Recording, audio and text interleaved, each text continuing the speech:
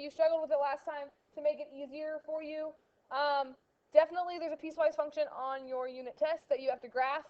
So I just want to remind you that a piecewise function is a function that is written using two or more expressions, and it restricts the domain. And basically it's called a piecewise function because it looks like it's in pieces, right? Right. So part of your homework today, they just ask you to evaluate it, and you can use the domain to help you do that. So let's look at one like that, and then we'll look at a few graphs and see what we can fit in here today. See if I can hold this for Taylor to hear me today. Hi, Taylor. She did last time, and she complained because she couldn't hear me because she said I kept walking over to the closest.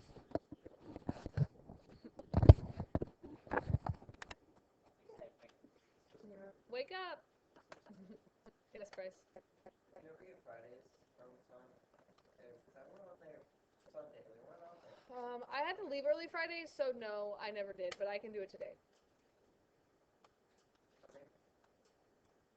I went on there. Were you not here Friday? I'm so confused by this. I was here Friday, but I'd like to watch the notes of Friday before so that we don't forget it over the weekend. And I watched one.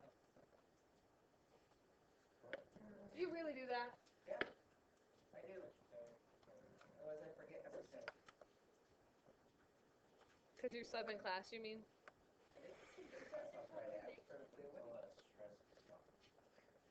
Alright, so remember that when piecewise functions, they write them with a little bracket around them to show that all three of these functions, I guess it would help if I wrote the restriction next to this. 1 second.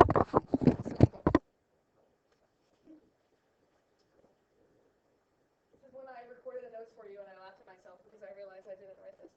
This should say x squared if x is less than 0, 2 if x equals 0, and 2x plus 1 if x is greater than 0.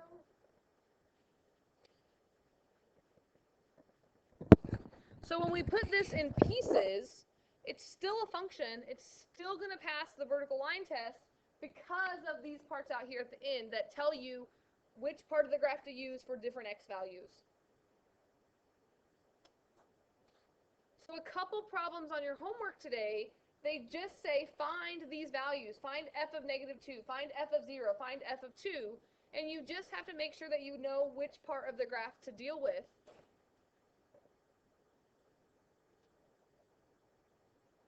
So if I'm looking at -2, to know whether I'm dealing with this part, or this part, I got to look at the domain part here. -2 is definitely less than 0, so that means to find f of -2, I'm only going to deal with this part of the equation. You with me on that? So all I have to do is to do f of -2, I'm just going to plug it into x squared because that's when x is less than 0, -2 is less than 0, so that would be -2 squared, or the answer would be 4. You don't plug it into all three sections, you only plug it into which section the domain is defined for. Does that make a little bit of sense? So what about 0? Which section of that graph will just go first, second, or third section of the graph would I use if I'm plugging 0 in? The second one, because that's the only one that we use when x is 0. And can I plug 0 in there? No, which means what am I going to get when I plug anything in there? 2. Just 2, because it's always 2 when x is 0. And then for 2, which section of the graph am I going to be using? The bottom one, because that's when x is bigger than 0, 2 is bigger than 0, so that means I plug 2 into that part, and I would get 2 times 2 plus 1, or 4 plus 1 is 5. I don't think we really did that in Algebra 2, but I thought it was in your book, and I thought it was kind of a nice way to make you think about the domain besides graphing it. Okay? Questions about that? The rest of this, I just want to practice graphing these, and I just have a few of them to graph. Let's see how we feel about this. Graph and give the domain and range, and so we'll start with just 2 pieces, and then we'll kind of add to it, make it a little more exciting.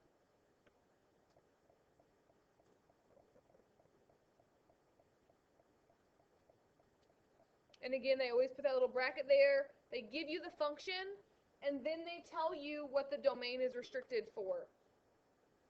Most of these are going to be constant functions or linear, like you can use slope-intercept form, but you can always use an XY chart. They might throw a few quadratics in there, maybe an absolute value, but you should maybe be able to graph these pretty easily. Just trying to see if I don't, if this was actually a graph or just lines. I think it's just lines. So let's make some lines on here.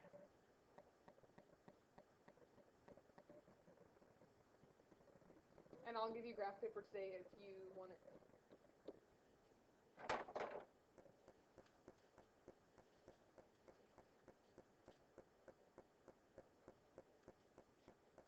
In Algebra 2, when I teach to graph these, I always say make a dotted line at the dividing point of your graph, because half of your graph should be on one side and half of your graph should be on the other. If you don't need the line, you don't have to do it. But here, it only has one line that's dividing, which is at 3. So over here at x is 3, we could kind of make a little dotted line, and half of your graph is going to be on one side of your graph, and half is going to be on the other side. So when x is less than or equal to 3, I'm going to graph that equation, x minus 1. How do you graph the line x minus 1? What kind of a line, or what kind of an equation is that? I kind of already said it was a line, but how do I graph x minus 1? Not a vertical line. Yeah, it's like a slope-intercept, right? It's like mx plus b. So this is my y-intercept, this is my slope, right? Or you could just make an xy chart if you want. But to me, I can graph that and say I have a y-intercept of -1 and a slope of 1. So I could go up 1, over 1, up 1, over 1. You have to make that go all the way to that dividing line so you show where it stops. So if I go up 1, over 1 again, I'm going to be right there at that line. I can't go any more than that because it tells me I can only do this for values less than or equal to 3. So I'm going to make this arrow on this side to show that it keeps going, but no arrow here because it stops right there.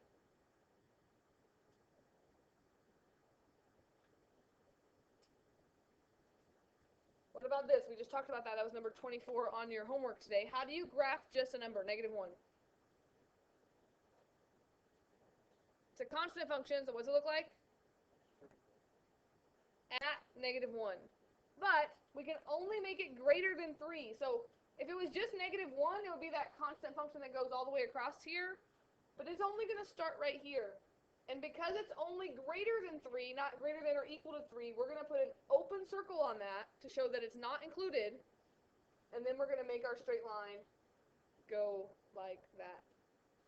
Why would it be on that line instead of just the line? Why doesn't it start all the way back here? Because of this. This domain tells me that it only starts when x is greater than 3. So I have to start it when x is 3, and I have to start greater than that, because the piecewise tells me, the domain tells me that. And every time that you graph one of these, whatever this number is going to be where your graphs start and stop. Like, that's kind of your meeting point. Does this still pass the vertical line test? It's still a function, and that's why one's closed and one's open. Or otherwise, if both of these were closed circles, it would fail the vertical line test and it wouldn't be a function. So it's still a function. What's the domain of this?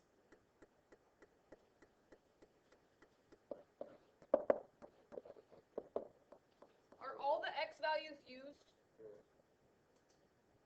This one's going to keep going down forever, so it's going to include all those negative values on x.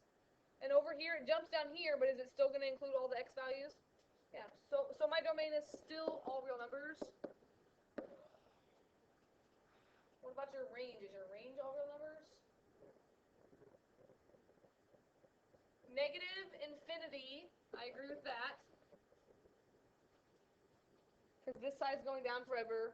But it definitely stops up here, right? It stops up here at 2, and it never gets any higher. Does it include 2? Yes, because it's a closed circle.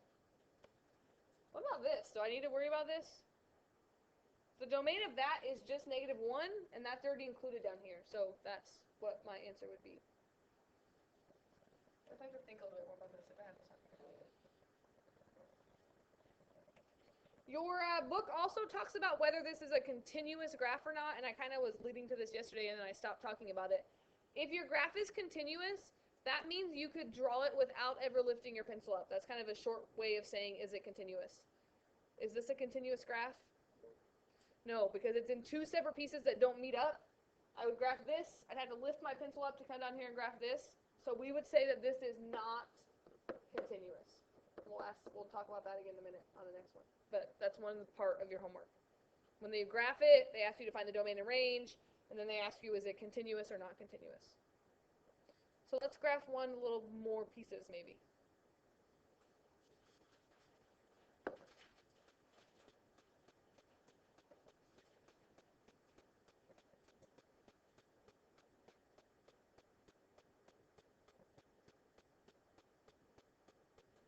So this one has three pieces. We have x plus 3, we have 2x, and we have 4. And notice that the domain part at the end is a little more complicated also, since there's three pieces.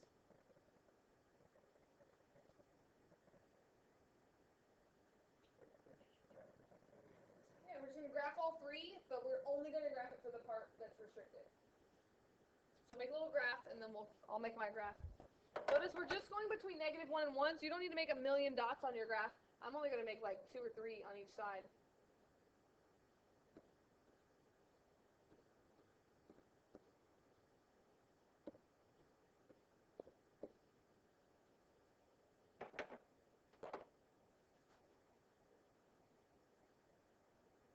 And then again, another really good rule to do is break your graph up into the pieces. We have 3 pieces. Where are they going to start and stop?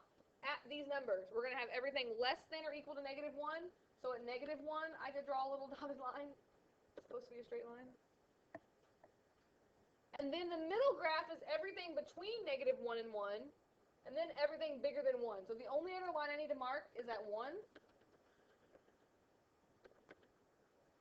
And notice we now have 3 sections of my graph, and we have 3 equations. Every time, however many equations you have should be how many sections of your graph that you have.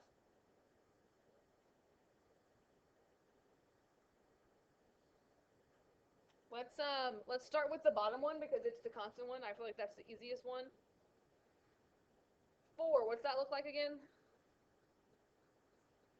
Straight line like this at 4. But I can only start it greater than or equal to 1. So I can't start it right here at 4.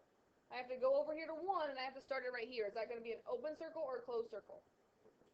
Closed, because it includes 1, and it's just a straight line, like that. That takes care of that bottom part.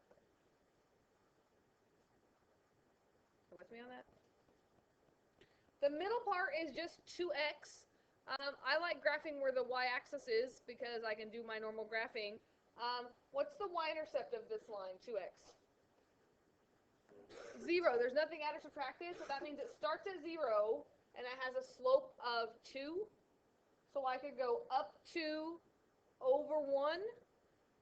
Is it included on that dotted line or not included? There's no line underneath there. So when I go up 2 over 1, I'm going to make an open circle. And what if I go down 2 and back 1? I hit that other dotted line, and that's also going to be an open circle because it's not included. And that's just that slanted line, a line that has a slope of 2, and it would just look like that. And then the last one is graphing x plus 3.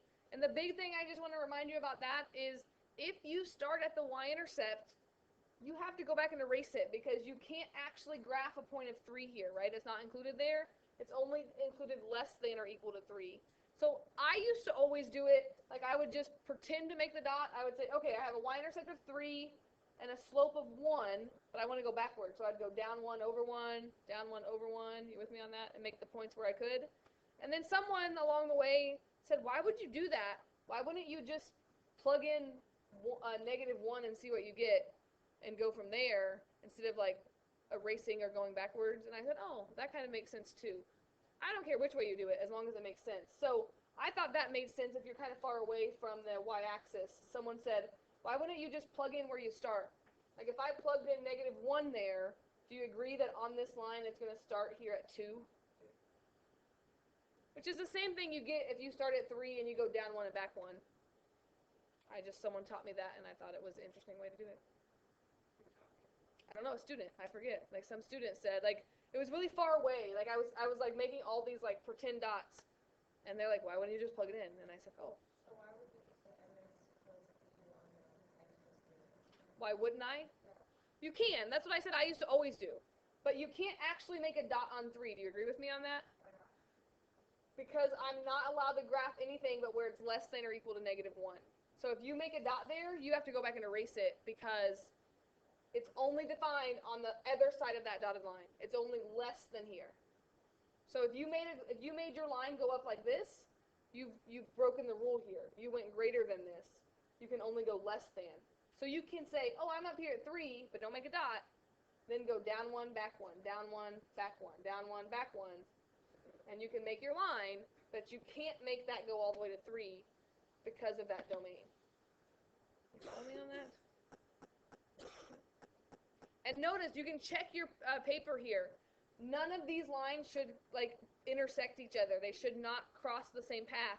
If they do, you've broken the rule because they can't, or they wouldn't be a function anymore. And so, like, where one stops, another one should start. Is this a continuous function? Definitely not. What about the domain and range of this one? It's kind of weird. I'm gonna write not continuous over here.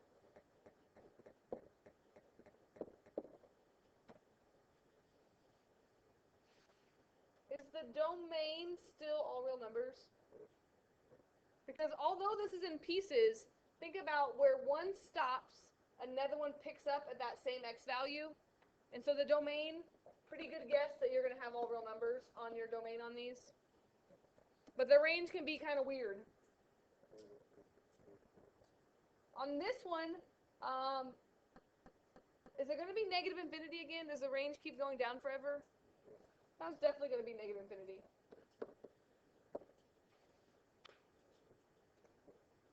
But it definitely stops here, right? Like this one stops here at 2, and so does this. Like there's a gap here. So it stops at 2. And then it picks up again here at 4. And does it ever get higher than 4? No, so that's I think this is a weird range. Because we would say negative infinity to 2. And it also just includes the number 4. And so you don't put parentheses or a bracket around it. It's just the number 4. And then the technical way to write it is you would just put those little braces around it. If you just said 4 and you didn't put the braces around it, I'd be okay with it. But it's not like parenthesis 4 or bracket 4. It's just the number 4 only. It never gets bigger than that. So sometimes the range can be weird. And on your homework today, it says use the graph to find your range. You're supposed to look at it and just see what's happening. How do you feel about that? I had another one, but you tell me what you think. Like, what if I gave you one with x squared? Is that doable? Yeah, and then what shape is x squared should that be? A parabola. So that just means it shouldn't be a straight line. Like if you want to graph this one, I can do it real quick if you want. It would just be like at 0 would be your dividing mark, right?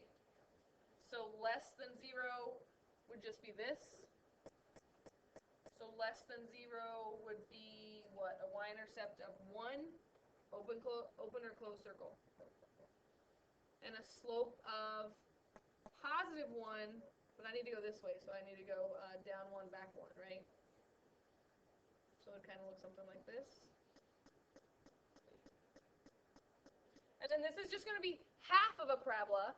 And at x squared, it starts at 0, so that would be an open circle right there. And that'd be like 1, 1. If I plug 2 in there, I would get 4. And so you can have a straight line and then a parabola, and it's still, is that continuous? Still a gap right there. The only way it's going to be continuous is if this one starts right where that one starts. You agree with me? That's the only way. So this one's still not continuous. What about the domain and range of this one? For both of them? Yeah. Like this one has one arrow going down forever, one arrow going up. Oh.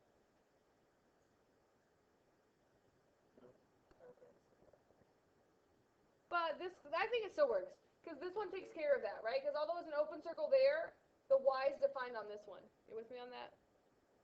So if there wasn't a foreign line, it would If this graph started above where this open circle is, then we'd have a problem. There'd be a gap there. But because they overlap, where this one's not defined, this one is defined. Does that make sense? So the domain and range on this one are both negative infinity to infinity. So we're going to do more with this tomorrow. Some people really struggle with graphing piecewise functions, and so we'll go over this tomorrow. We'll probably have a homework quiz. But then I just have a worksheet for you to practice some more piecewise. If you do well with it, that's great, and you won't have much homework tomorrow, but we're just going to do an extra day of this before we move on to transformations. So your homework today is 27 through 36, multiples of 3. 27 and 30 are like the beginning ones where you just plug the numbers in. So you only have to graph. Is that true? We need to do more of these. Oh no, just 27 is that. Okay, so you're graphing 30, 33, and 36. So you're only graphing 3 of these piecewise functions, and then there's one to work out. You only have 4 homework problems. I'm ridiculously nice.